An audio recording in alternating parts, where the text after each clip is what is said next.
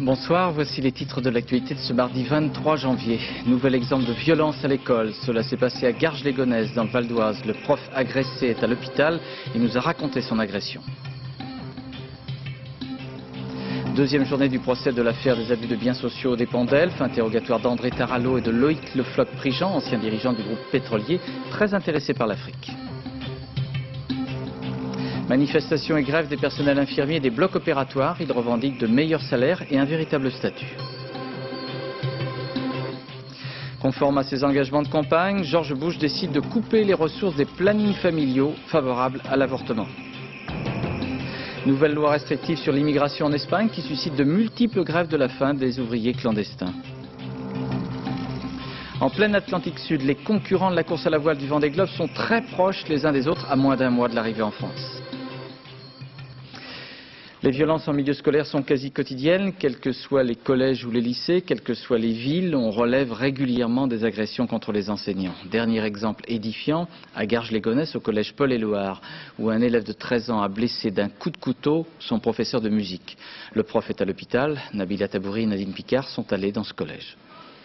En espérant que vous serez prêts à reprendre les cours le plus rapidement possible et ainsi redonner goût aux élèves avec votre musique. Nous vous aimons. De tous les messages de soutien qui affluent, celui-là est pour Philippe Fontaine le plus émouvant. Il est signé d'anciens élèves.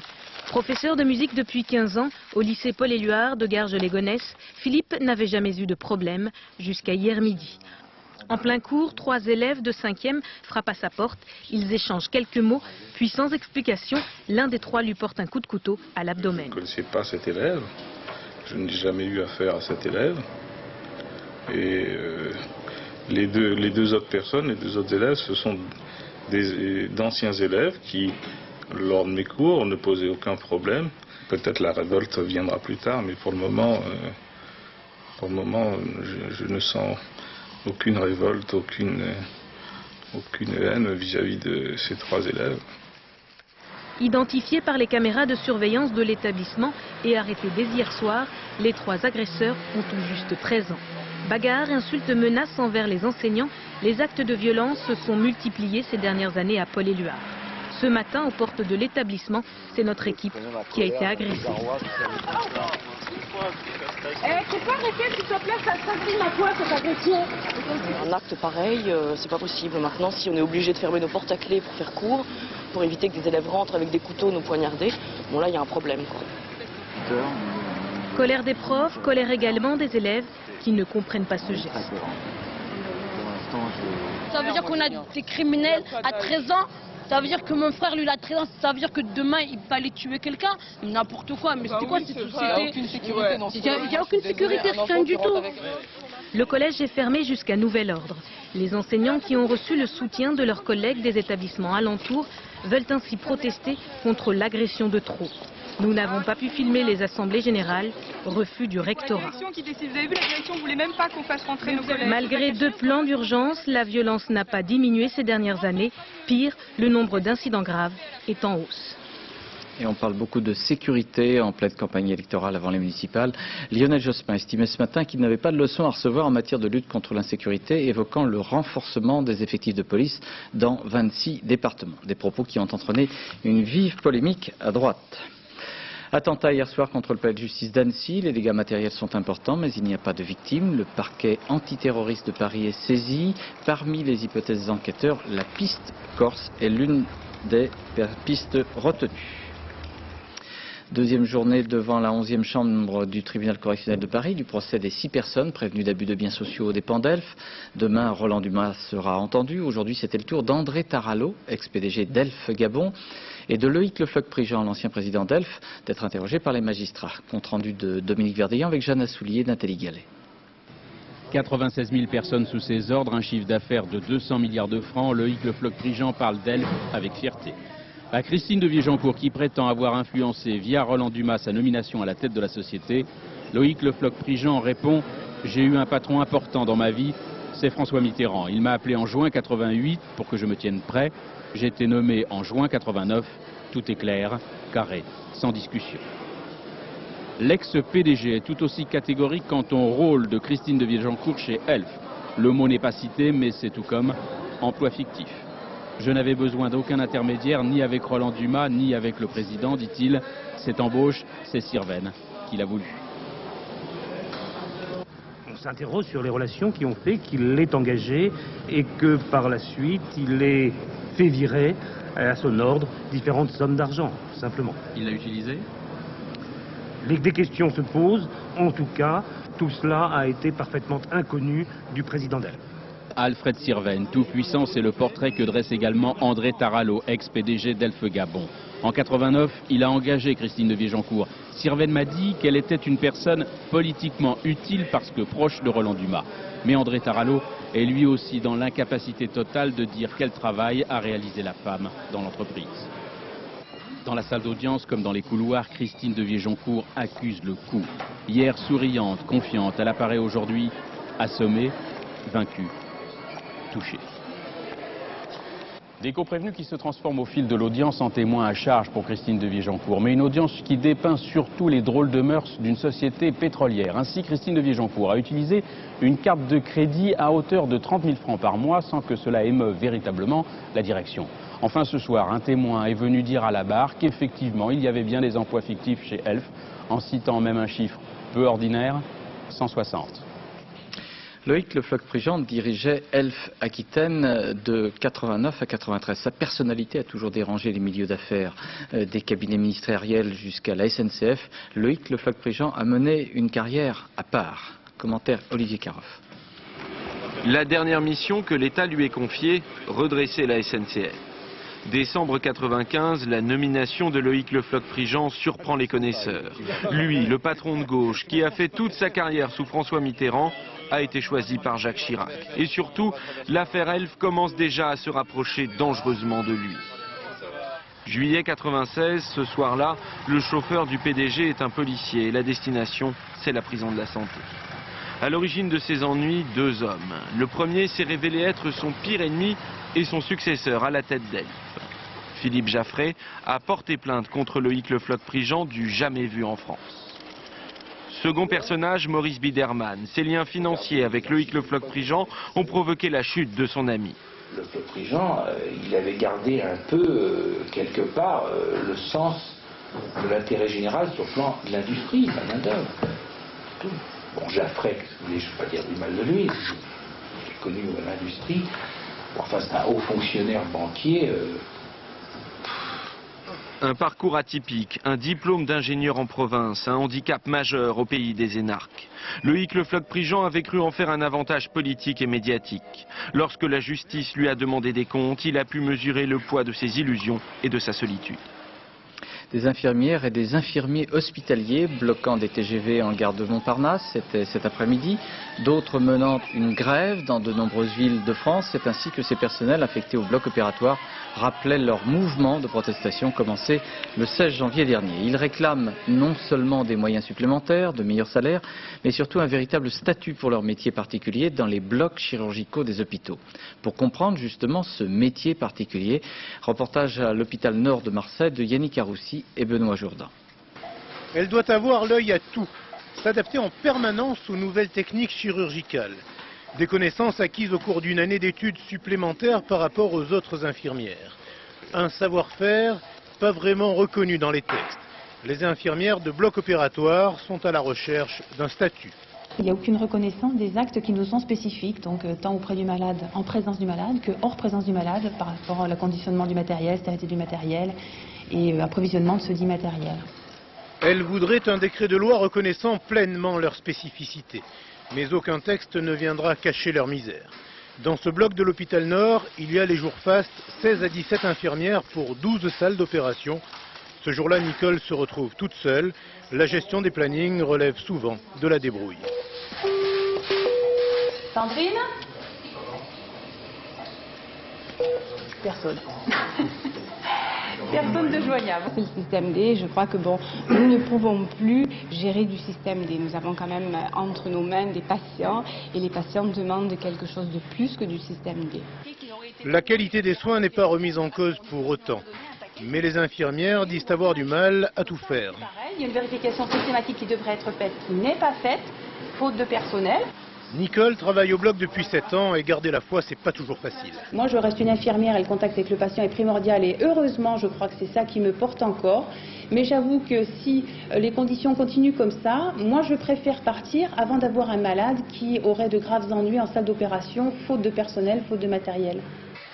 Problème de moyens, revendications salariales, difficile d'attirer les vocations.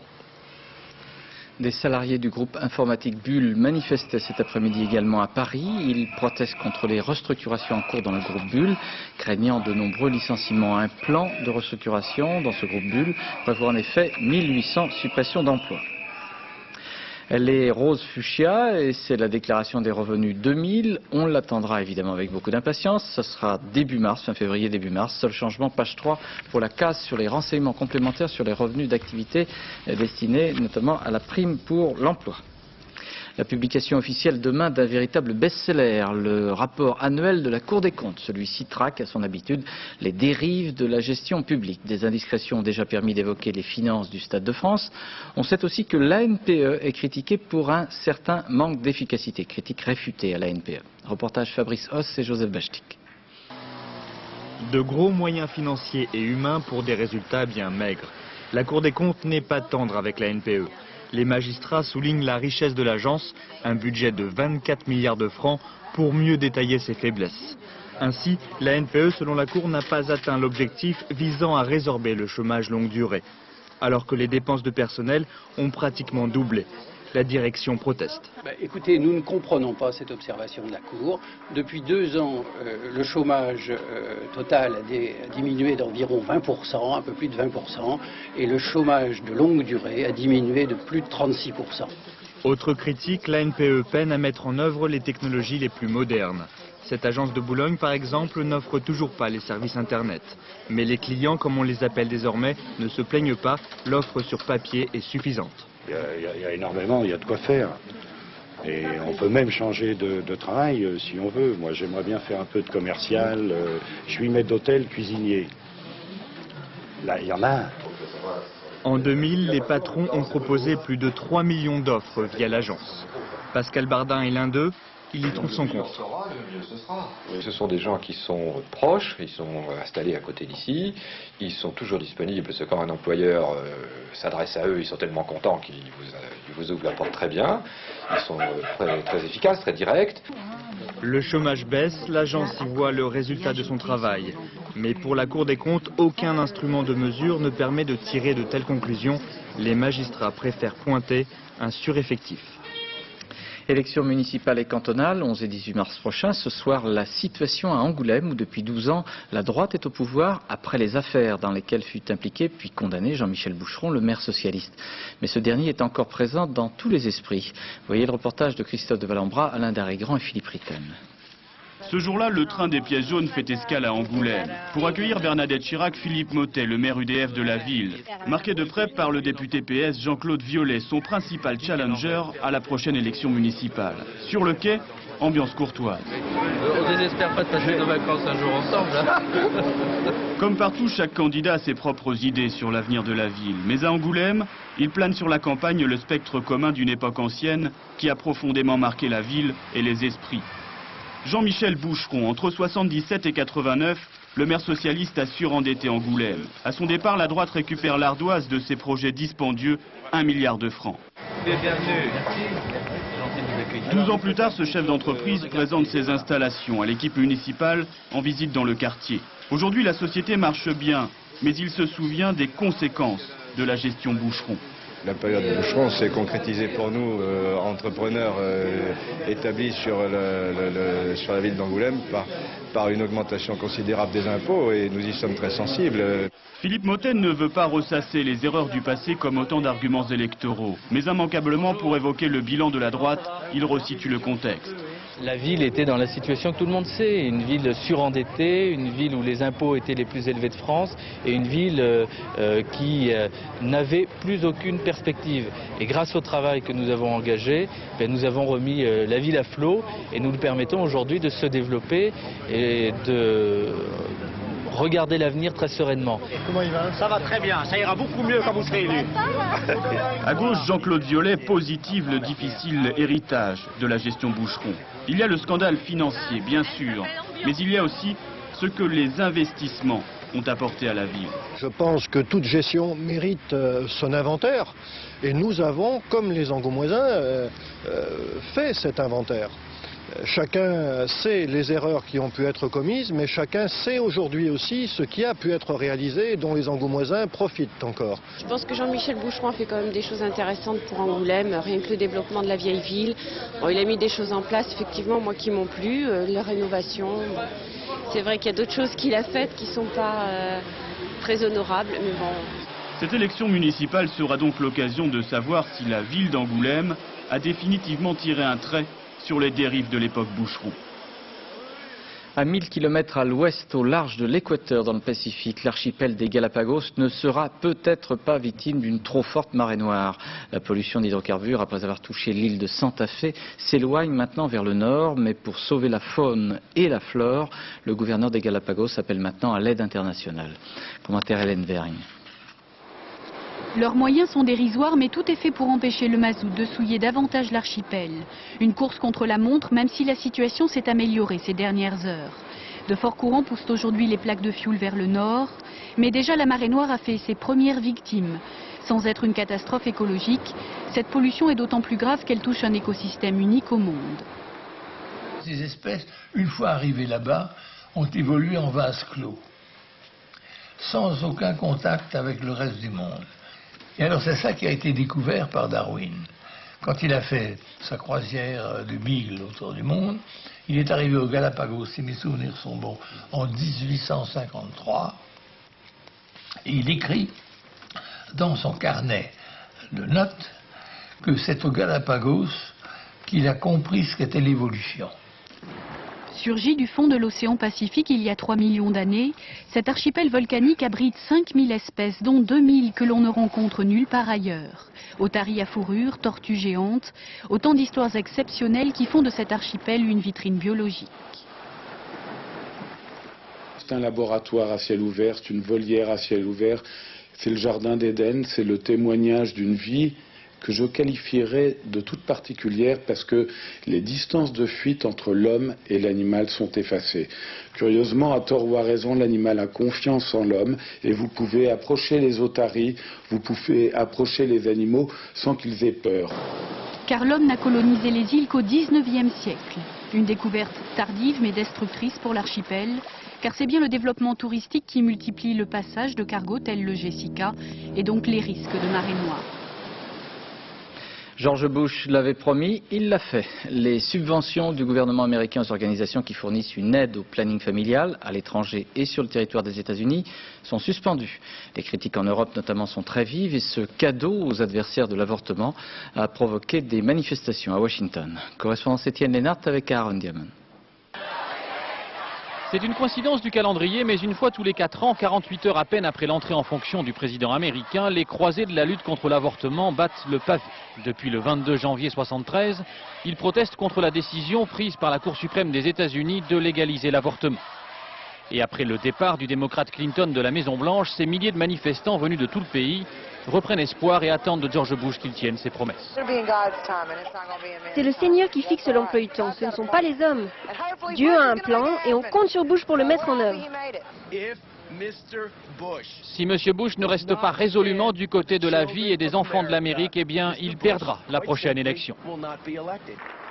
Et de fait, depuis 2 jours, George Bush donne des gages à cette Amérique-là. Il a l'intention de supprimer prochainement l'aide financière du gouvernement américain aux organisations qui, depuis les États-Unis, soutiennent l'avortement dans certains pays étrangers comme un bon moyen de contrôler les naissances.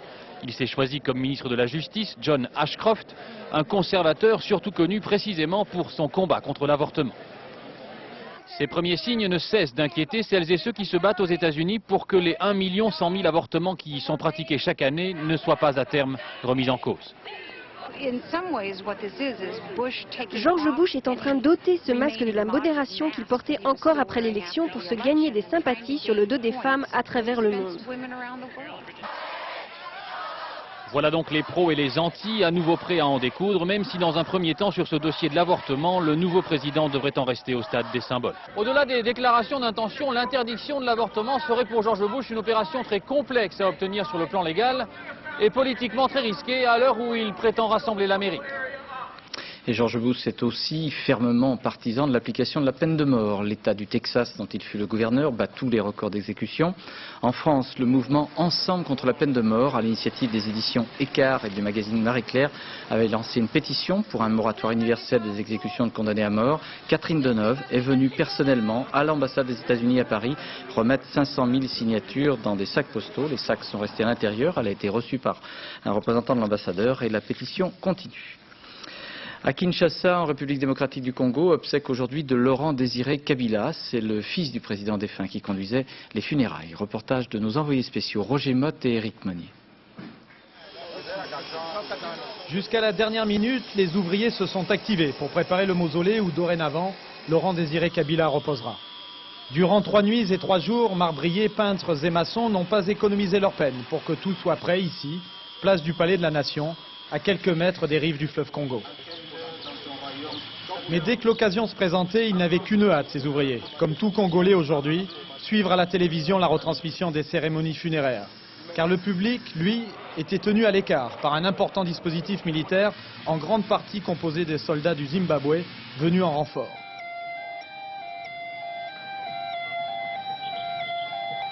Vers 15 h, la dépouille du président congolais arrive. Son fils, Joseph, suit à quelques pas. C'est ce jeune homme que les dignitaires congolais, civils et militaires ont désigné pour lui succéder. La présence à ses côtés des présidents angolais, zimbabwéens et namibiens, les alliés de son père, ont valeur de soutien. Le territoire du Congo est un enjeu très important car la richesse du sous-sol congolais sert actuellement à alimenter les rébellions et les armées étrangères présentes sur ce territoire. Explication Pascal Golomer. Le diamant en tête des exportations du Congo démocratique. Exportations souvent illicites qui ont financé l'effort de guerre de Laurent Désiré Kabila et de ses alliés. Le diamant, symbole aussi d'un immense pays dont le sous-sol regorge de richesses. On y trouve à l'est des mines d'or et d'étain. Au sud-est, dans la région du Chaba, des mines de cuivre et surtout du cobalt autour de Kolwezi. À lui seul, le Congo démocratique détient 44% des réserves mondiales de ce minerai, très utile dans le secteur de l'informatique et des télécoms. C'est une société d'État qui a le monopole de l'extraction du cobalt, société que Kabila a cédée il y a 2 ans aux amis du président du Zimbabwe, son plus proche allié. Mais le pouvoir de Kinshasa n'a la main mise que sur le sud du pays, en vert sur la carte. Partout ailleurs, ce sont les rebelles soutenus par les voisins rwandais et ougandais qui exploitent le trésor minier. Exploitation chaotique, les grandes multinationales ont déserté les lieux. La valeur de ces réserves aujourd'hui est faible, d'abord parce qu'il n'y a personne qui irait investir $1 ou €1 aujourd'hui dans une exploitation minière qui par essence est une exploitation de long terme. Quand vous investissez dans un projet minier, vous investissez avec un projet à 20 ou 30 ans. On ne parierait pas à 2 ou 3 mois aujourd'hui sur le Congo démocratique. Quant à la population, elle n'a jamais profité de cette manne. Avec un revenu moyen d'à peine 800 francs par an et par habitant, le Congo démocratique figure aujourd'hui parmi les 5 pays les plus pauvres de la planète. En Espagne, une nouvelle loi sur l'immigration plus restrictive que la précédente est entrée en vigueur aujourd'hui. Cette loi, conforme aux directives européennes, concerne les droits des étrangers et des immigrants, avec notamment une procédure d'expulsion immédiate. Cela concerne 200 000 personnes. À Barcelone, Valence, Murcie, des centaines de clandestins ont entamé des grèves de la faim dans les églises. Reportage de nos envoyés spéciaux Dorothée Lyrique et Didier Dahan dans la région de Murcia. Ils sont équatoriens, sans papier, retranchés dans cette église depuis 8 jours. Avec l'entrée en vigueur aujourd'hui de la nouvelle loi sur l'immigration, tous risquent désormais l'expulsion à tout moment. Auparavant, ces illégaux, comme on les appelle en Espagne, ne risquaient qu'une amende. On veut que le gouvernement nous laisse simplement travailler, comme des êtres humains que nous sommes. On est tous des frères, tous. Le gouvernement conservateur a régularisé en 1 an la situation de quelques 140 000 clandestins. Eux font partie des quelques 30 000 immigrés dont les demandes ont été rejetées. On est tous contre cette loi sur l'immigration, parce qu'elle nous touche très durement. Avec cette loi, ils veulent nous renvoyer, nous les immigrés, dans notre pays d'origine. Alors qu'on est venu en faisant beaucoup de sacrifices. À Totana, ils sont plus de 6000 dans cette situation. Pour le maire socialiste du village, les expulsions ne sont pas la solution. Les petits et les grands exploitants agricoles ont besoin de cette main-d'œuvre. En ce moment, les agriculteurs n'arrivent plus à faire toute la récolte. José possède une petite exploitation de 45 hectares. Depuis qu'il fait la culture des brocolis et des artichauts, il est obligé d'employer entre 5 et 10 clandestins chaque jour. Avec la nouvelle loi, il risque 400 000 francs d'amende et 5 ans de prison. C'est pour cela qu'il ne parle pas face à la caméra. Aujourd'hui, j'ai peur. Je ne vois pas ce qu'on peut faire. On a vraiment besoin de ces clandestins pour travailler.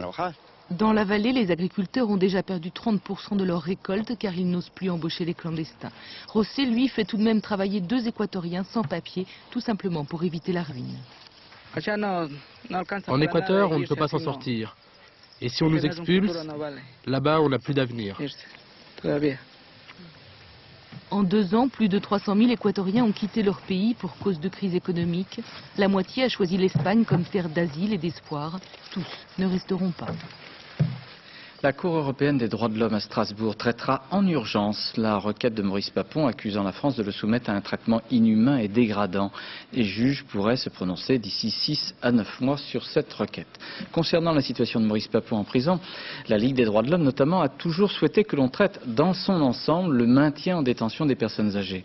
Il y a 27 prisonniers de plus de 80 ans et 3 entre 90 et 95 ans dans les prisons françaises selon l'administration pénitentiaire. Enquête sur ces détenus particuliers, Agnès Gardet et Yann Moine.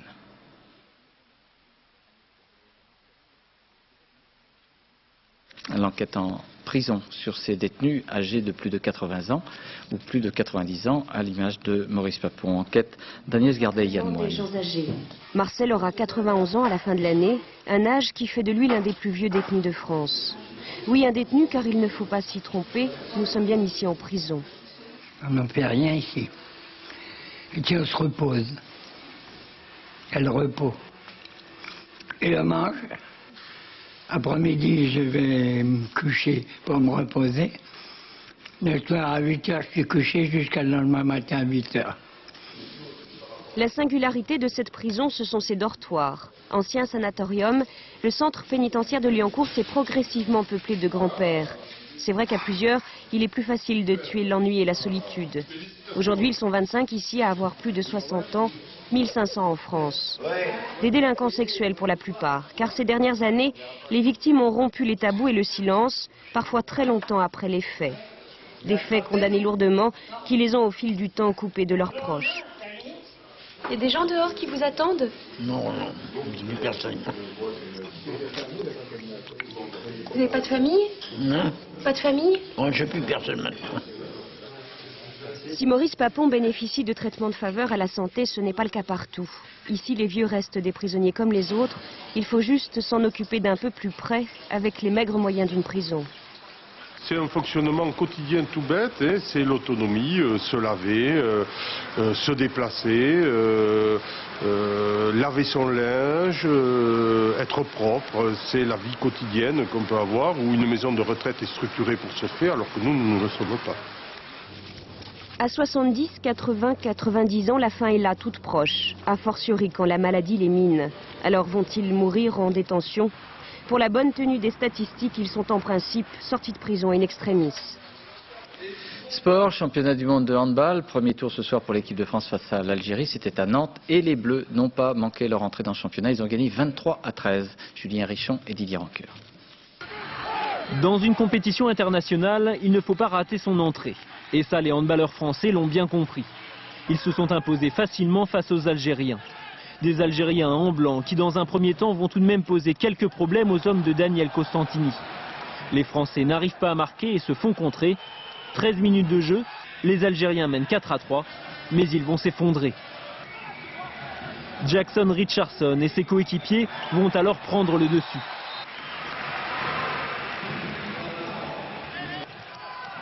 À la mi-temps, les Bleus mènent 10-4.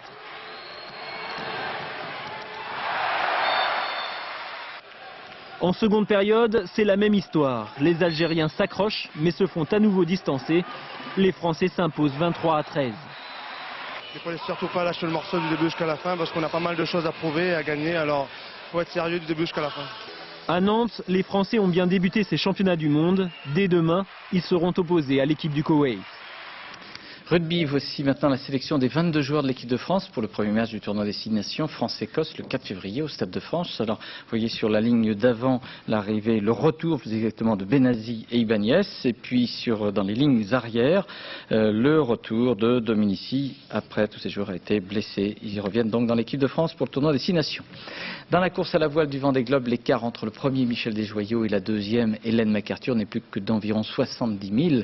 Mais les vents ont tourné, la bataille n'en est que plus vive entre les 4 premiers. Commentaire Julien Beaumont. À la poursuite de Michel Desjoyaux. La plus menaçante, c'est elle, Hélène MacArthur. Au Cap Horn, elle avait 1000 km de retard, aujourd'hui plus que 130. La Benjamine du Vendée Globe est allée chercher le vent près de l'Amérique du Sud, une option gagnante. Hélène en a profité pour s'offrir une nouvelle coupe de cheveux, plus pratique qu'esthétique. Autre changement, son français, il s'améliore de jour en jour. Maintenant, elle fournit même les sous-titres, juste avant d'analyser sa situation. J'ai un tout petit peu de vent qui vient légèrement de l'est, mais pas grand-chose. Je suis un peu inquiet parce que je sais que Michel, il est un bon 60 000 plus nord que moi et en fait, il va avoir plus de vent. Et moi, je suis encore dans cet anticyclone en train de sortir, mais vraiment tout petit à petit parce que j'ai pas trop de vent, pas de tout.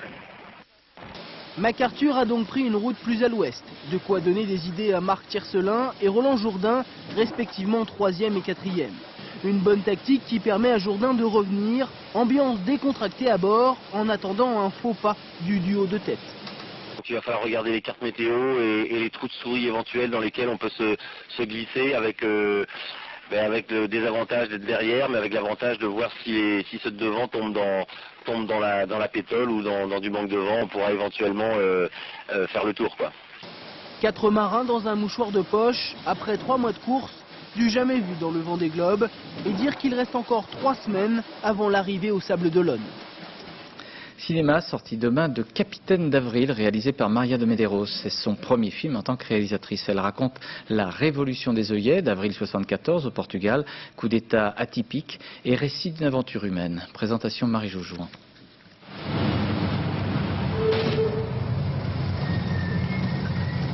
E agora o que é que foi? Outra avaria? Não, meu capitão. É o sinal vermelho. Opa! Presta andar nunca vai dar chegante! Escarralho de botão é esta que faz os sinais vermelhos! C'est une drôle de révolution que nous raconte là Maria de Medeiros. L'un des coups d'État les plus atypiques de l'histoire se passe au Portugal. Le 25 avril 1974, une poignée de jeunes capitaines de l'armée, soutenus par la population, vient à bout en 24 heures de la plus vieille dictature européenne, celle de Salazar Caetano.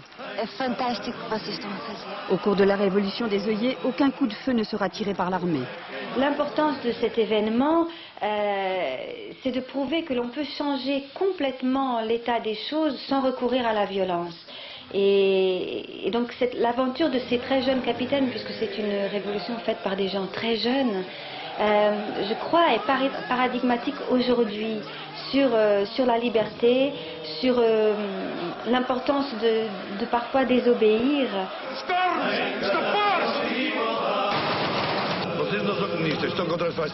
Maria de Medeiros avait 9 ans quand la radio diffusa la chanson Grandola, signal du passage à l'action des militaires. Elle se souvient de l'euphorie des Portugais. Je crois que la révolution a été une histoire intime pour les Portugais. Il suffit de parler à un Portugais de la révolution des œillets pour qu'il vous donne sa version absolument subjective, où il a été le protagoniste absolu de l'histoire. Pour cette scène tournée au moment du 25e anniversaire de la Révolution, Maria de Medeiros n'a eu qu'à attendre, la plupart des figurants ayant vécu l'événement. Que reste-t-il aujourd'hui de cette révolution romantique? Le regard affectueux d'une génération née de la liberté, celle d'une jeune comédienne passée à la réalisation pour rendre hommage au courage des capitaines d'Avril.